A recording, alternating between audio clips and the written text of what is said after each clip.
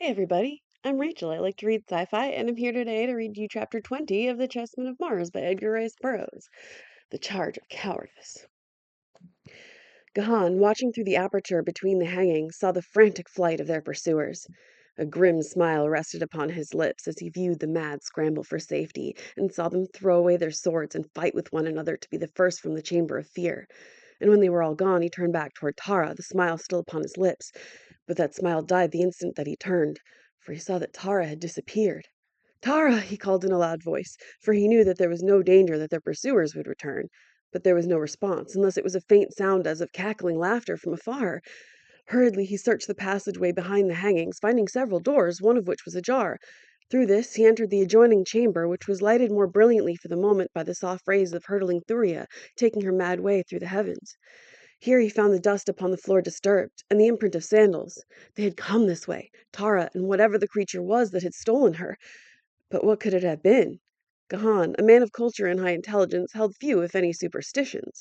In common with nearly all races of Barsoom, he clung, more or less inherently, to a certain exalted form of ancestor worship, though it was rather the memory or legends of the virtues and heroic deeds of his forebears that he deified, rather than themselves. He never expected any tangible evidence of their existence after death. He did not believe that they had the power either for good or for evil, other than the effect that their example while living might have had upon following generations. He did not believe, therefore, in the materialization of dead spirits. If there was a life hereafter, he knew nothing of it, for he knew that science had demonstrated the existence of some material cause for every seemingly superstitious natural phenomenon of ancient religions and superstitions. Yet he was at a loss to know what power might have removed Tara so suddenly and mysteriously from his side in a chamber that had not known the presence of man for 5,000 years. In the darkness he could not see whether there were the imprints of other sandals than Tara's, only that the dust was disturbed, and when it led him into gloomy corridors he lost the trail altogether. A perfect labyrinth of passages and apartments was now revealed to him as he hurried on through the deserted quarter of Omai. Here was an ancient bath, doubtless that of the Jeddak himself, and again he passed through a room in which a meal had been laid upon a table 5,000 years before. The untasted breakfast of Omai, perhaps. There passed before his eyes, in the brief moments that he traversed the chambers, a wealth of ornaments and jewels and precious metals that surprised even the Jed of Gathol, whose harness was of diamonds and platinum, and whose riches were the envy of a world. But at last his search of Omai's chambers ended in a small closet in the floor of which was the opening to a spiral runway leading straight down into Stygian darkness. The dust at the entrance of the closet had been freshly disturbed, and as this was the only possible indication that Gahan had of the direction taken by the abductor of Tara, it seemed as well to follow on as to search elsewhere. So without hesitation he descended into the utter darkness below. Feeling with a foot before taking a forward step, his descent was necessarily slow, but Gahan was a Barsoomian, and so knew the pitfalls that might await the unwary in such dark, forbidden portions of a Jeddak's palace. He had descended for what he judged might be 3 full levels, and was pausing, as he occasionally did, to listen, when he distinctly heard a peculiar shuffling, scraping sound approaching him from below. Whatever the thing was, it was ascending the runway at a steady pace, and would soon be near him. Gahan laid his hand upon the hilt of his sword and drew it slowly from its scabbard, that he might make no noise that would apprise the creature of his presence. He wished there might be even the slightest lessening of the darkness. If he could see but the outline of the thing that approached him, he would feel that he had a fair chance in the meeting. He could see nothing, and then because he could see nothing, the end of his scabbard struck the stone side of the runway, giving off a sound that the stillness and narrow confines of the passage and the darkness seemed to magnify to a terrific clatter. Instantly the shuffling sound of approach ceased. For a moment Gahan stood in silent waiting, then casting aside discretion, he moved on again down the spiral. The thing, whatever it might be, gave forth no sound now by which Gahan might locate it. At any moment it might be upon him, and so he kept his sword in readiness. Down, ever downward, the steep spiral led. The darkness and the silence of the tomb surrounded him, yet somewhere ahead was something. He was not alone in that horrid place. Another presence he could not hear or see hovered before him. Of that he was positive. Perhaps it was the thing that had stolen Tara. Perhaps Tara herself, still in the clutches of some nameless horror, was just ahead of him. He quickened his pace. It became almost a run at the thought of the danger that threatened the woman he loved, and then he collided with a wooden door that swung open to the impact. Before him was a lighted corridor. On either side were chambers. He had advanced but a short distance from the bottom of the spiral when he recognized that he was in the pits below the palace. A moment later he heard behind him the shuffling sound that had attracted his attention in the spiral runway. Wheeling about, he saw the author of the sound emerging from the doorway he had just passed. It was Gehek the Kaldane. "Gehek!" exclaimed Gahan. "It was you in the runway? Have you seen Tara of Helium?" "It was I in the spiral," replied the Kaldane, "but I have not seen Tara of Helium. I have been searching for her. Where is she?" "I do not know," replied the Gatholian, "but we must find her and take her away from this place." "We may find her," said Gehek, "but I doubt our ability to take her away. It is not so easy to leave Manitor as it is to enter it. I may come and go at will, though through the ancient burrows of the Ulsios, but you are too large for that, and your lungs need more air than may be found in some of the deeper runways." "But you, Thor!" exclaimed Gahan. "Have you heard aught of him or his intentions?" "I have heard much," replied Gehek. "He camps at the Gate of Enemies. That spot he holds, and his warriors lie just beyond the gate. But he has not sufficient force to enter the city and take the palace. An hour since, and you might have made your way to him. But now every avenue is strongly guarded, since Otar learned that Acor had escaped to Uthor." "Acor has escaped and joined Uthor!" exclaimed Gahan. "But little more than an hour since. It was with him when a warrior I was with him when a warrior came, a man whose name is Tasor, who brought a message from you. It was decided that Tasor should accompany Acor in an attempt to reach the camp of Uthor, the great jet of Manitos, and extract from him the assurances you required. Then Uthor was to return and take food to you and the Princess of Helium. I accompanied them. We won through easily and found Uthor more than willing to respect your every wish. But when Tasor would have returned to you, the way was blocked by the warriors of Otar.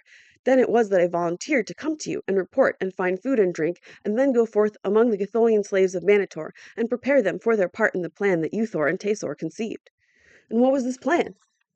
"Uthor has sent for reinforcements. To Manitos he has sent, and all the outlying districts that are his. It will take a month to collect and bring them hither, and in the meantime the slaves within the city are to organize secretly, stealing and hiding arms against the day that the reinforcements arrive.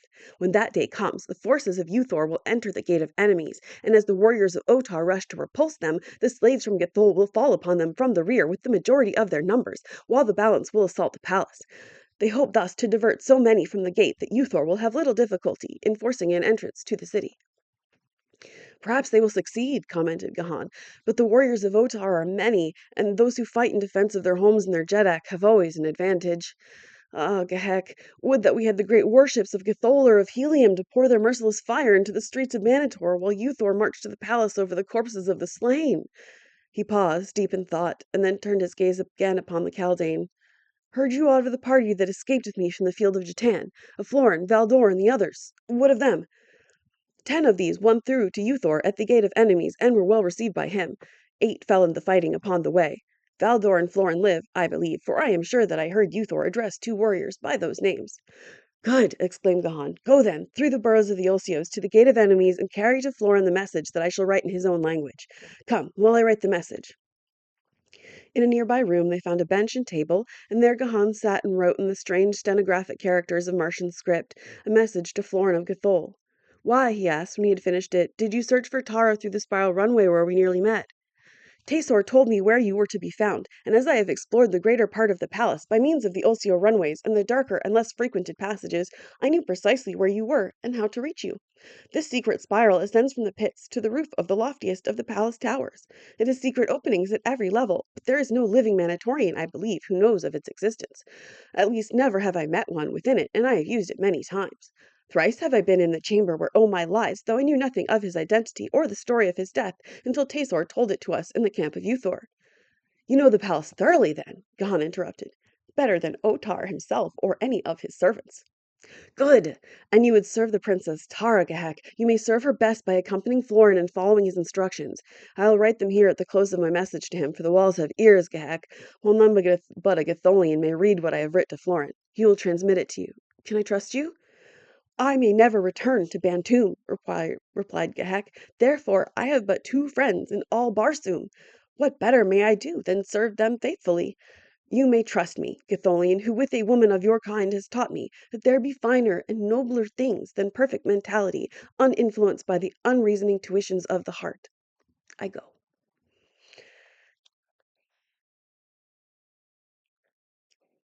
As Otar pointed to the little doorway, all eyes turned in the direction he indicated, and surprise was writ large upon the faces of the warriors when they recognized the 2 who had entered the banquet hall. There was Igos, and he dragged behind him one who was gagged and whose hands were fastened behind with a ribbon of tough silk. It was Tara, the slave girl. Igos's cackling laughter rose above the silence of the room. He shrilled. The young warriors of Otar cannot do old Igos does alone. Only a Corfall may capture a Corfall, growled one of the chiefs who had fled from the chambers of Omai. Igos laughed. Terror turned your heart to water, he replied, and shame your tongue to libel. This be no Corfall, but only a woman of helium. Her companion, a warrior who can match blades with the best of you and cut out your putrid hearts. Not so in the days of Igos's youth. Ah, there were men in Manator then. Why, I do recall the day that I... Peace, doddering fool, commanded Otar. Where is the man? Where I found the woman, in the death chamber of Omai. Let your wise and brave chieftains go thither and fetch him. I'm an old man, and could bring but one. You've done well, Igos, Otar hastened to assure him, for when he learned that Gahan might still be in the haunted chambers, he wished to appease the wrath of Igos, knowing well the vitriolic tongue and temper of the Ancient One. You think she is no Corfall, then, Igos? He asked, wishing to carry the subject from the man who was still at large. No more than you, replied the ancient taxidermist. Otar looked long and searchingly at Tara of Helium. All the beauty that was hers seemed suddenly to be carried to every fiber of his consciousness. She was still garbed as in the rich harness of a black princess of Jatan, and as Otar the Jeddak gazed upon her, he realized that never before had his eyes rested upon a more perfect figure, a more beautiful face.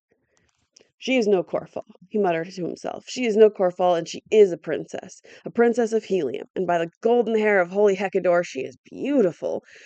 Take the gag from her mouth and release her hands, he commanded aloud. Make room for the Princess Tara of Helium at the side of Otar of Manator. She shall dine as becomes a princess. Slaves did as Otar bid, and Tara of Helium stood with flashing eyes behind the chair that was offered her. Sit, commanded Otar. The girl sank into the chair. I sit as a prisoner, she said, not as a guest at the board of my enemy, Otar of Manator. Otar motioned his followers from the room. I would speak alone with the Princess of Helium, he said. The company and the slaves withdrew, and once more the Jeddak of Manator turned toward the girl. Otar of Manator would be your friend, he said. Tara of Helium sat with arms folded upon her small, firm breasts, her eyes flashing from behind narrowed lids, nor did she deign to answer his overture. Otar leaned closer to her. He noted the hostility of her bearing, and he recalled his first encounter with her. She was a she-banth, but she was beautiful. She was by far the most desirable woman that Otar had ever looked upon, and he was determined to possess her. He told her so. I could take you as my slave, he said to her, but it pleases me to make you my wife. You shall be Jadara of Manator. You shall have 7 days in which to prepare for the great honor that Otar is conferring upon you, and at this hour of the 7th day you shall become an empress, and the wife of Otar in the throne room of the Jeddaks of Manator. He struck a gong that stood behind him upon the table, and when a slave appeared, he bade him recall the company. Slowly the chiefs filed in and took their places at the table. Their faces were grim and scowling, for there was still unanswered the question of their Jeddak's courage.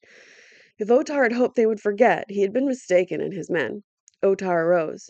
In 7 days, he announced, there will be a great feast in honor of the new Jadara of Manator. And he waved his hand toward Tara of Helium. The ceremony will occur at the beginning of the 7th Zode, about 8:30 p.m. Earth time, in the throne room. In the meantime, the Princess of Helium will be cared for in the tower of the women's quarters of the palace. Conduct her thither, Ethos, with a suitable guard of honor, and see to it that slaves and eunuchs be placed at her disposal, who shall attend upon all her wants and guard her carefully from harm.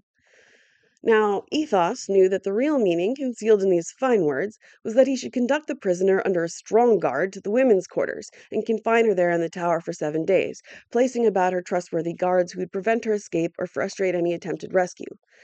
As Tara was departing from the chamber with Ethos and the guard, Otar leaned close to her ear and whispered, Consider well during these 7 days the high honor I have offered you and its sole alternative. As though she had not heard him, the girl passed out of the banquet hall, her head high and her eyes straight to the front.